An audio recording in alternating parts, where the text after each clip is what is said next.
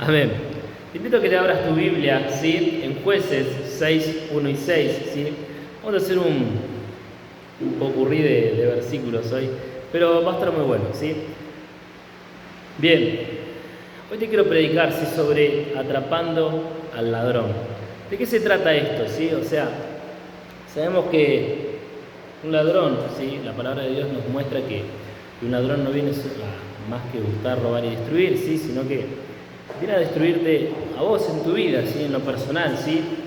Ahora, ¿cómo nos damos cuenta, ¿sí? Que tenemos un ladrón en nuestra vida, ¿sí? Porque muchas veces nos pasa de querer hacer la voluntad de Dios y no poder hacerla.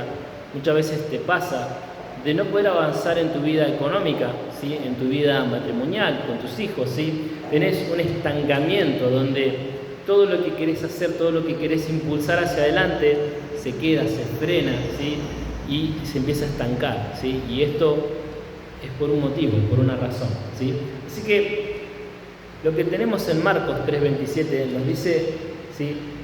Dice, ninguno puede entrar a la casa de un hombre fuerte y saquear sus bienes si antes no le ata, y entonces podrá saquear su casa. Jesús no nos está enseñando a robar, ¿sí? No nos está enseñando a robar, sino nos está enseñando una dinámica espiritual, ¿sí? Una dinámica donde te está diciendo, si vos querés empezar a vencer cosas en tu vida, vas a tener que atarlas, ¿sí? Espiritualmente, y ¿sí? Entonces vas a poder quitar a ese ladrón lo que a vos en realidad te pertenece, aquellas promesas, aquellas bendiciones de Dios que no están llegando a tu vida, ¿sí? Es por culpa de que algo espiritualmente se está moviendo y vos no te estás dando cuenta, ¿sí? Juan 10:10 dice, el ladrón no viene sino para hurtar, matar y destruir, que es lo que yo te acabo de decir, ¿sí?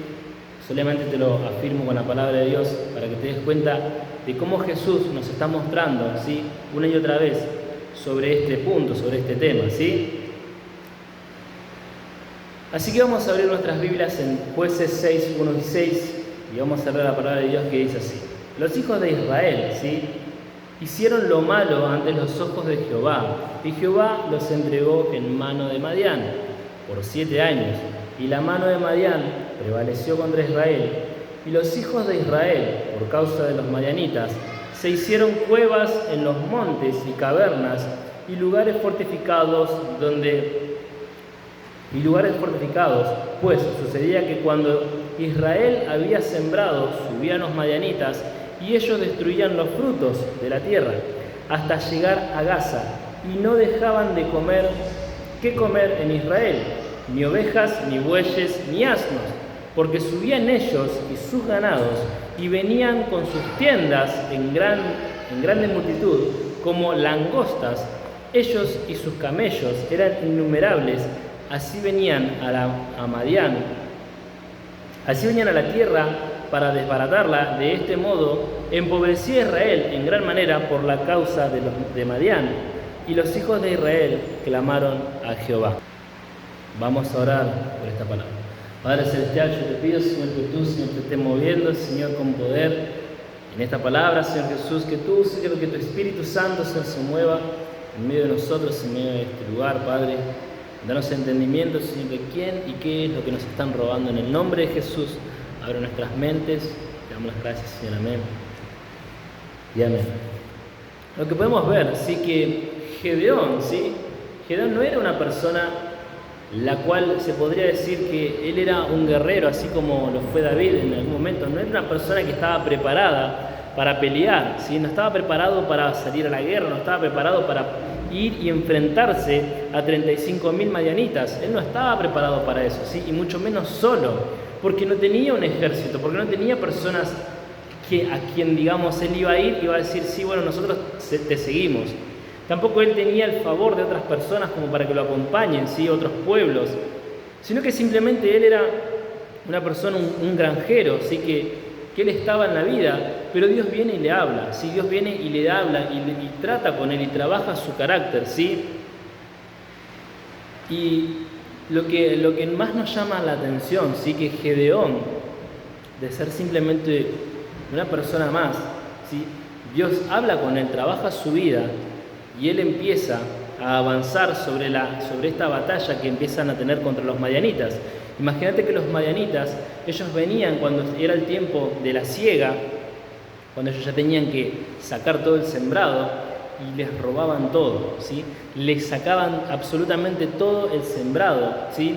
Y dice la palabra de Dios que Gedeón estaba sacando el trigo todavía sin que se espigue, o sea, estaba medio verde, y lo estaba guardando porque sabía que iban a venir los madianitas y se lo iban a robar. Entonces él se adelantaba a eso y lo estaba guardando. Y vino, ¿sí? Palabra de Dios a él, vino un ángel y le habló, ¿sí? Y le dijo que él iba a sacar al pueblo de esta tribulación, de este ladrón que les venía a robar una y otra vez, ¿sí?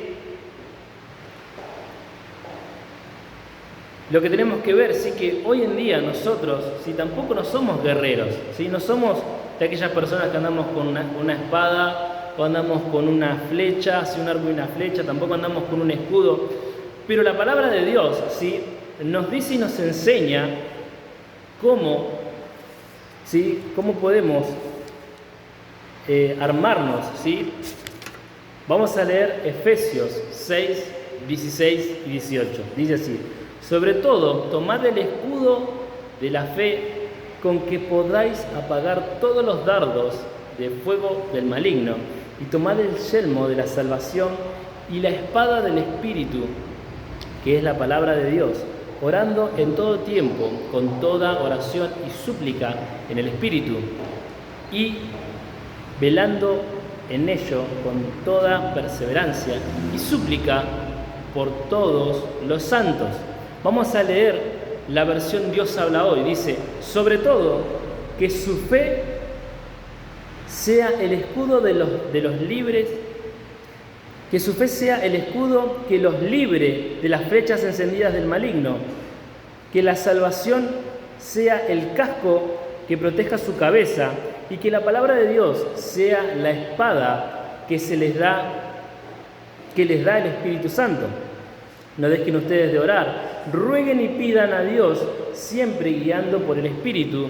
Manténganse alertas sin desanimarse y oren por todo el pueblo santo. La palabra de Dios nos está mostrando cosas fundamentales para nuestra vida. Nos está hablando que tenemos que tener fe, ¿sí? Nos está hablando que nosotros tenemos que confiar en Dios. Nos está diciendo que nosotros necesitamos tener esa fe en Cristo Jesús, ¿sí? Ustedes recuerdan cuando Él fue a sanar a una persona y Jesús le dice: de acuerdo a tu fe te sea hecho, ¿sí? Y esta persona fue sanada gracias a la fe que él tenía en Jesús, esa confianza que tenía de decir: sí, voy a ser sano. Amén. Otra de las cosas que nos está hablando, ¿sí?, es sobre la salvación, ¿sí? Tener en mente la cruz de Cristo Jesús, esa cruz que Él sufrió, que padeció y que fue necesaria para que nosotros podamos ser salvos, ¿sí? Siempre estar pensando que Cristo Jesús se entregó, ¿sí? Y se entregó por cada uno de nosotros, sabiendo el sacrificio que Él hizo, ¿sí?, por cada uno de nosotros. Y tenemos que tener en cuenta, ¿sí?, que dice que la palabra de Dios sea la espada que les da el Espíritu Santo. Tienes que entender que cada vez que abras tu Biblia, no estás abriendo un libro más, no estás abriendo algo que no vas a entender, ¿sí? Escúchame, tenés que sacarte esa mentalidad del mismísimo infierno de decir: no, yo abro la Biblia, la leo y no la entiendo, ¿sí? Porque persona tras persona he escuchado que siempre dicen lo mismo, ¿sí? Y muchas veces no se trata de que vos entiendas lo que te está queriendo decir la palabra de Dios, ¿sí?, sino que vos tenés que abrir la Biblia y ser obediente, y el entendimiento va a venir después, ¿sí?, porque el Espíritu Santo te va a empezar a revelar cosas, y a su vez vos tenés que estar investigando, ¿sí?, qué es lo que ocurrió en aquel tiempo y empezar a traer esa interpretación con la palabra de Dios, y empieces ahí recién a entender, ¿sí? Obviamente que si nosotros abrimos un libro de otro país, abrís un libro de Rusia, ¿sí?, no vas a entender porque no sabés el clima de Rusia, no entendés cómo se manejan allá, no entendés las leyes de allá, ¿sí? Y le pasa lo mismo con la palabra de Dios, ¿sí? Pero cuando vos empezás a informarte más allá, empezás a tener este conocimiento, y empezás a nutrirte y empezás a entender qué es lo que Dios estaba queriendo decir en ese tiempo, en ese momento y en ese lugar, ¿sí? Y esta es la espada que Dios te está dando, el Espíritu Santo te está dando. Cuando haya momentos de dificultad en tu vida, vas a encontrar un fragmento bíblico que te va a traer esperanza. Vas a encontrar fragmentos bíblicos que van a decir, que vas a poder decir, me está pasando esto porque no estoy haciendo esto, porque no estoy orando. Me está pasando esto porque tengo que ayunar más. Me está pasando esto porque tengo que tener más comunión con Dios. ¿Sí? Porque vos estás empezando a ver que personas en la palabra de Dios empezaron a tener fallas o empezaron a tener problemas, mejor dicho, y Dios empezó a mover cuando ellos empezaron a involucrar y empezaron a tomar esa fe, esa esperanza de buscar a Dios, ¿sí? Y te está diciendo que vos tenés que hacer lo mismo, ¿sí? Que tenés que empezar a congregar, tenés que empezar a leer la palabra de Dios y empezar a conocer la mente y el corazón de Dios y lo que Él quiere y tiene para tu vida. Ahora, hay un problema, ¿sí? Cuando nosotros, ¿sí? O cuando vos ya convivís con el enemigo, convivís con este hombre fuerte que te está robando, que te está sacando todo. Mateo 24:43 dice: pero sabed esto, que si el padre de familia supiese a qué hora el ladrón habría de venir, velaría y no dejaría minar su casa. ¿Sí? En este versículo, ¿sí? Si bien él está hablando de su venida, ¿sí? Que va a venir como ladrón en la noche, pero estamos viendo también cómo se manifiesta un ladrón, ¿sí? Cómo se manifiesta así sigilosamente, ¿sí? Cómo se manifiesta para que él no sea atrapado, para que nadie lo vea, ¿sí? Porque él cree que se va a salir con la suya, ¿sí? Que su robo, ¿sí? Le va a salir bien. Está bien. Esta persona no se está dando cuenta que está sembrando para su propia muerte. Que él, si supongamos que le sale bien el robo, va a querer seguir robando y un día lo van a terminar agarrando. Pero está bien, eso no viene al caso, ¿sí? Lo que a nosotros nos importa es cómo este ladrón entra a nuestra vida, entra a tu vida y te empieza a sacar cosas, ¿sí? Así como hacían los madianitas con Gedeón, empezaron a robarle su ganado, empezaron a robarle todo lo que ellos sembraban, ¿sí? Todos los frutos de años o de tiempo, de meses, de semanas, ¿sí? Todo ese trabajo, ese esfuerzo venía y era robado por culpa de los madianitas que venían y les robaban todo, ¿sí? Y lo más importante que tenés que darte cuenta en tu vida, ¿sí? Que si te están robando o qué te está robando en tu vida personal, ¿sí? La fuente de tu vida, la fuente, el alimento de tu alma. ¿Qué es lo que te está robando la oración? ¿Qué es lo que te está robando la lectura bíblica? ¿Qué es lo que te está robando tu fe? ¿Qué es lo que te está robando tu esperanza en Dios? ¿Sí? ¿Qué es lo que te está robando las promesas de Dios a tu vida? ¿Sí? ¿Qué o quién te está robando tu servicio a Dios? ¿Sí? Tu ejemplo de cristiano, ¿quién o qué es lo que te está robando eso? ¿Quién te está robando la salvación de Cristo Jesús en tu corazón? Tal vez sea la crítica, la murmuración, ¿sí? Que muchas veces las personas empiezan a criticar a otros, ¿sí? O a murmurar en otros, y eso empieza a alejarte de Dios y abre puertas espirituales y empieza a entrar el enemigo, ¿sí? Escucha esto: sin buscar mucho, el hombre que deja que su lengua se enseñoree de él, solo busca su propio mal. Esto es algo de un librito que encontré por ahí, ¿sí? Tal vez lo segundo, ¿sí? Sea la soberbia o el orgullo, ¿sí? Que esto nos pasa absolutamente a todos, ¿sí? No hace falta tener años de cristiano ni tampoco no tenerlos, simplemente esto es algo por regla general. Todos somos un poco orgullosos o muy orgullosos, pero el orgullo siempre va a estar en tu vida y la soberbia también, ¿sí? La soberbia, ¿sí? Es creer que vos no vas a cometer los mismos errores que otras personas, ¿sí? Y ahí está el problema, ahí está el error, ¿sí? Que vos crees que sos la persona perfecta o crees que ese error jamás lo vas a hacer. Está bien, capaz que vos no tengas esa misma mentalidad, no tengas las mismas características que otra persona, pero escúchame, en algún área en tu vida vas a fallar, en algo en tu vida te vas a equivocar, ¿sí? Y la soberbia es creértela y querer decir, no, yo nunca voy a fallar en absolutamente nada en mi vida, ¿sí? Cuando capaz que no fallaste en eso, pero fallaste en otra cosa y terminó siendo peor. Y ¿sabes qué? La palabra de Dios nos dice que después de la soberbia viene el quebrantamiento. Viene esa congoja en tu corazón donde decís, ¿por qué hice esto? ¿Por qué no escuché la palabra de Dios? ¿Por qué hice mal las cosas? ¿Sí? O la otra es cuando no querés la ayuda de absolutamente nadie, cuando no aceptás un solo consejo, ¿sí? Vos tenés la razón de todo y tenés el orgullo por allá arriba y nadie te puede decir absolutamente nada, ¿sí? Soberbia total, ¿sí? Y lamentablemente no puedes ver cómo todo esto afecta a tu familia, ¿sí? Afecta a tu misma vida y absolutamente afecta todo tu entorno, ¿amén? Y otra de las cosas, ¿sí?, que te alejan o que dan lugar a un ladrón en tu vida es la negligencia, ¿sí? La negligencia, ¿sí?, es saber, ¿sí?, lo que vos tenés que hacer, pero no lo haces, ¿sí?, ya sea por vagancia, sea por falta de interés, sea por capricho, sea por lo que sea. Vos sabés que tenés que orar y pones excusas y no te pones delante de Dios, delante de la voluntad de Dios. No haces lo que tenés que hacer, lo que Dios te está mandando a hacer. En tu corazón algo está faltando, vos decís, no, necesito leer la Biblia, Dios te está diciendo a través de su Espíritu Santo, lee mi palabra. Y vos te pones a hacer cualquier otra cosa, menos a leer la palabra de Dios. Justo en ese momento se te ocurrió empezar a lavar la ropa, ¿no? O justo en ese momento te acordaste que tenías que salir a comprar y te fuiste a comprar y te pusiste a charlar con el del kiosco media hora. Cosas que no tienen ni sentido, ¿sí? Cuando tendrías que estar leyendo la palabra de Dios, edificando tu vida. Amén.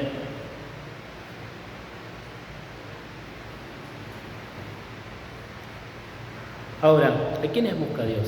¿Sí? Dios no busca personas perfectas, ¿sí? Ni vos, ni yo, ni nadie en el mundo vivo, ¿sí?, nacido de hombre y de mujer, nacido de mujer quiero decir, es perfecto. Ninguno de nosotros es perfecto, nadie es perfecto en esta vida, ¿sí?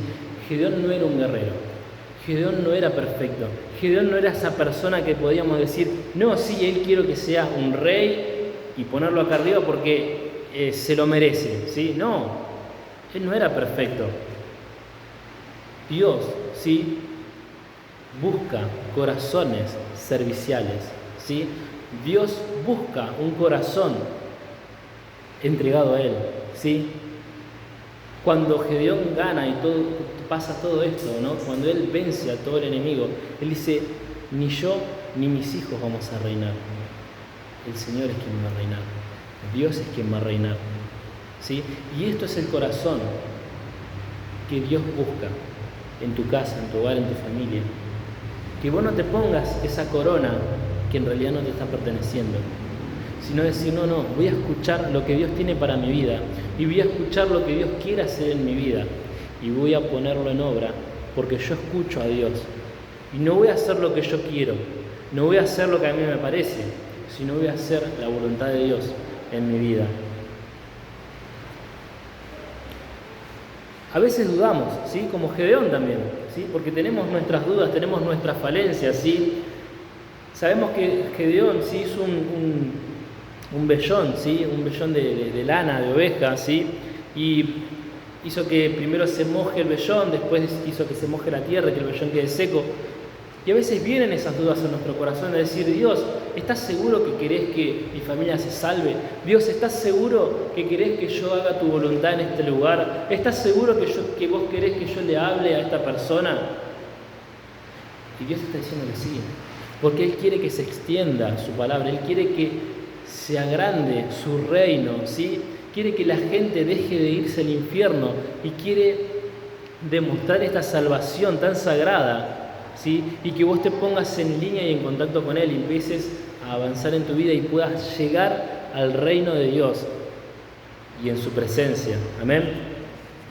Ahora te quiero hablar como segundo punto, atando al hombre fuerte, ¿sí?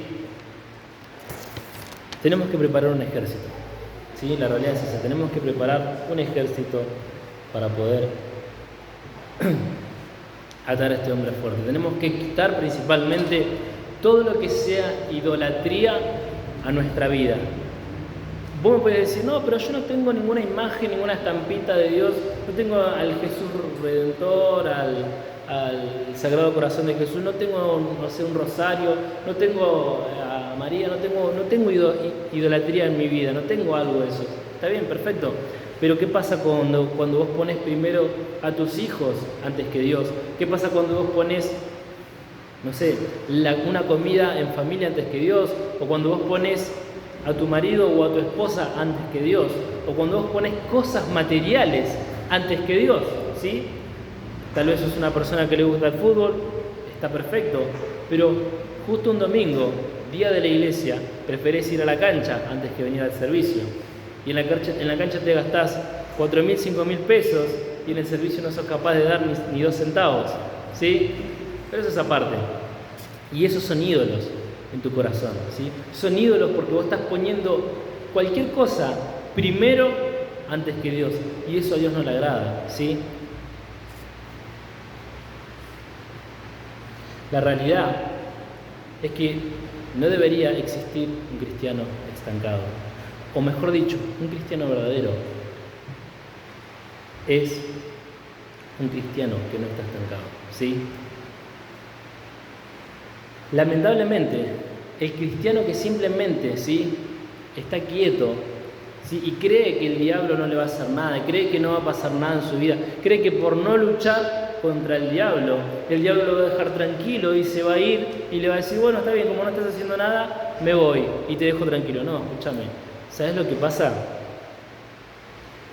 Cuando la persona, ¿sí?, cree que estar estancado o estar quieto no va a pasar nada, en realidad está perdiendo cada una de sus áreas en su vida, ¿sí? El enemigo le está ganando cada una de sus áreas por no luchar, ¿sí? Tenés que empezar a esforzarte por empezar a congregarte, por empezar a venir cada servicio, ¿sí? Empezar a buscar más de Dios, ¿sí? Empezar a buscar esa iglesia que te llena, ¿sí? La iglesia donde está el Espíritu de Dios y te motiva a hacer su voluntad, ¿sí? Y empezar a hacer su voluntad más fuerte y más agradable que nunca, ¿sí?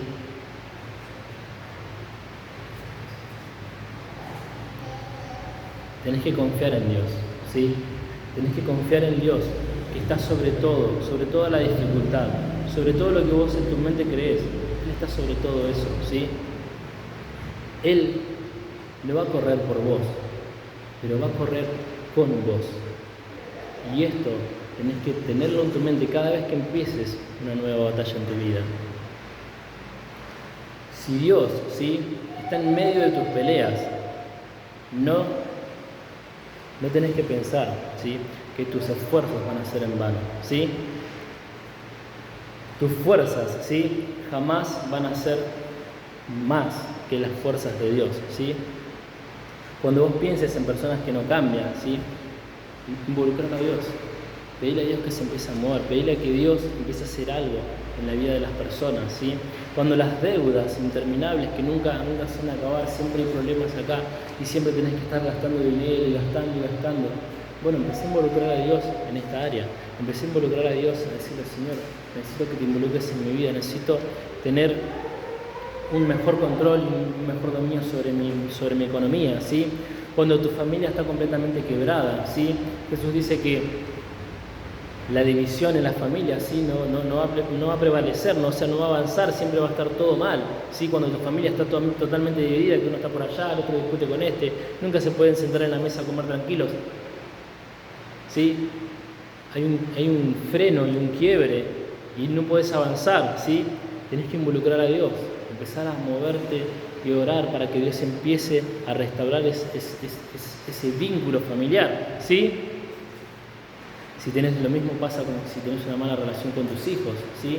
Tenés que involucrar a Dios, tenés que pedirle a Dios que se empiece a involucrar en tu vida, ¿sí?, en tu matrimonio, en tus finanzas, en todo lo que vos necesites. Tenés que empezar a creer que Dios puede hacer algo y que Él se quiere involucrar, ¿sí? Tenés que estar decidido a ir a pelear contra los madianitas, contra ese enemigo que te está dejando vacío, que te está dejando seco, que te está destruyendo, ¿sí? Imagínate que Gedeón, con solamente 300 varones de guerra, se levantó contra 35.000 personas. 35.000 solamente con 300. Te tiro un dato, el 0,8% solamente fue a pelear contra todas estas personas, ¿sí? O sea, estaban en una desventaja impresionante, pero esto a Dios no le interesa. Cuando vos crees que estás en 0,8 y tenés una deuda de 35.000, Dios puede moverse y ponerte a la altura de este problema en tu vida, ¿sí? Ellos no llegaban ni siquiera a ser el 1% de todos los que ellos eran, ¿sí? Ni siquiera el 1%, ni siquiera eran 350, eran 300, nada más. El 8% de ellos eran. Pero Dios le dio una gran victoria, ¿sí? Y Gedeón no se quedó quieto. Gedeón empezó a luchar, empezó a avanzar, empezó a destruir todas estas personas, ¿sí? Y esto es lo que tenés que hacer, empezar a avanzar y empezar a destruir todo lo que te empieza a robar a vos, ¿sí? Dios no quiere que sigas fracasado, Dios no quiere que vos sigas corriendo a la misma nada, ¿sí? Dios quiere darte una victoria y en grande para tu vida, ¿sí? Gedeón, ¿sí? No agarró y dejó ir a estos dos reyes que lo estaban robando, ¿sí? No simplemente los dejó cuando ellos huyeron, no agarró y los dejó. Bueno, se escaparon, bueno, que se vayan. No, los persiguió y los alcanzó. Y estaban con 15.000 hombres ellos, ¿sí? Estaban con 15.000 personas. Y Gedeón fue contra todos ellos y los agarró y los llevó al campamento, ¿sí? Pero a pesar de todo esto, el orgullo, ¿sí?, de Gedeón jamás fue por encima de él. Él siempre involucró a Dios en todo esto, ¿sí? Si bien fue él quien salió a pelear, pero Dios le dio la victoria de 35.000 personas con solamente 300 hombres, ¿sí? Mirá lo que dice Jueces 8:22. Y los israelitas dijeron a Gedeón: sé nuestro Señor, tu hijo, tú y tu hijo y tu nieto, pues que nos has libertado de la mano de Madián. Ahí es donde Gedeón dice: ni mi hijo ni los hijos de mi hijo van a ser reyes, sino solamente Dios. Amén. Y esto es lo que vos tenés que entender, que la victoria cuando Dios te la da, tenés que acordarte de cómo vos estabas y que darle la gloria a Dios y que Él es quien esté reinando en tu vida.